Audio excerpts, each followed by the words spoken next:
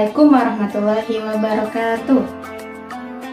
Alhamdulillahirrahmanirrahim. Segala puji bagi Allah Rabb semesta alam, yang karena rahmat dan kasih sayangnya hari ini kita bisa berpuasa di bulan Ramadan tahun ini. Kemudian salat beserta salam tak lupa kita sanjungkan pada Nabi kesayangan kita, Nabi Muhammad SAW. Semoga kita mendapatkan syafaatnya di yaumil akhir nanti. Amin ya rabbal alamin.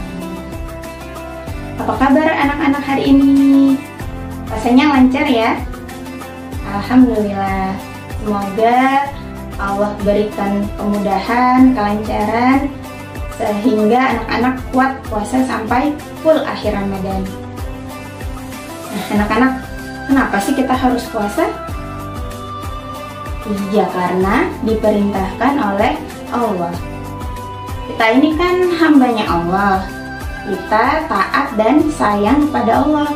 Jadi semua perintah Allah harus kita laksanakan. Kita diperintahkan oleh Allah untuk sholat, maka kita harus sholat. Kemudian Allah perintahkan kita juga untuk berpuasa di bulan Ramadan, maka kita harus berpuasa di bulan Ramadan. Tapi semua perintah Allah itu tidak semata-mata, melainkan pasti ada hikmahnya. Termasuk bulan Ramadan ini kita diperintahkan untuk berpuasa. Banyak hikmah yang bisa kita dapatkan. Hikmah yang pertama yaitu puasa mendidik kita untuk memahami perasaan orang lain. Siapa yang tadi malam sahur? Nah, sahurnya pakai apa? Pasti banyak makanan enak kan yang sudah dimasakkan oleh bunda atau anggota keluarga kita yang lain. Nah, biasanya kalau sudah sahur, bunda kita atau keluarga kita itu menyiapkan makanan yang enak-enak. Apalagi kalau berbuka, wah ada minum yang segar-segar, makanan yang enak-enak. Masya Allah, anak-anak tinggal duduk, makan dan minum dengan nyaman. Tapi ada di luar sana, menjauh di sana, atau mungkin di sekitar rumah kita, tetangga-tetangga kita yang mereka itu tidak menemukan makanan untuk sahur atau bahkan berbuka. Jadi mereka tetap merasa lapar, berbuka tetap lapar, sampai sahur juga merasa lapar karena tidak punya makanan. Kalau kita laparnya hanya dari subuh sampai maghrib saja, sedangkan mereka bisa lapar lama sekali gitu dibandingkan dengan kita.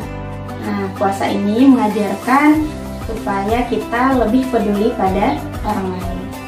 Nah, hikmah yang kedua yaitu puasa mendidik kita disiplin waktu. Kalau bulan Ramadan itu ada waktu untuk sahur, ada waktu untuk berbuka, ada waktu untuk sholat tarawih, tadarus, dan ibadah-ibadah lainnya. Nah, kalau di bulan Ramadan biasanya kita rutin melaksanakannya setiap hari. Insya Allah nanti kalau sudah keluar Ramadan, di luar bulan Ramadan kita bisa menjadi orang-orang yang disiplin waktu. Kemudian hikmah yang ketiga yaitu puasa mendidik kita menjadi orang yang penuh dengan kesabaran. Kalau puasa apa yang dirasakan? Iya, pasti lapar sekali, haus, apalagi kalau sudah siang ya. Kalau sudah siang itu biasanya rasanya panas gitu, udara di luar itu cuacanya panas. Belum lagi kalau misalnya sekolah ada teman-teman yang suka mengejek misalnya atau usil. Nah, rasanya emosinya naik, inginnya marah. Tapi kalau kita sedang berpuasa, insya Allah kita akan lebih sabar, tidak membalas ejekan teman kita atau membalas keusilan mereka.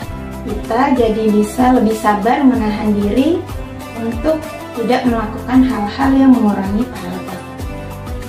Nah, yang keempat, kita diajarkan bagaimana orang-orang beriman melawan hawa nafsunya. Kalau di rumah ada makanan dan minuman, halal atau tidak anak-anak? Insya Allah halal ya.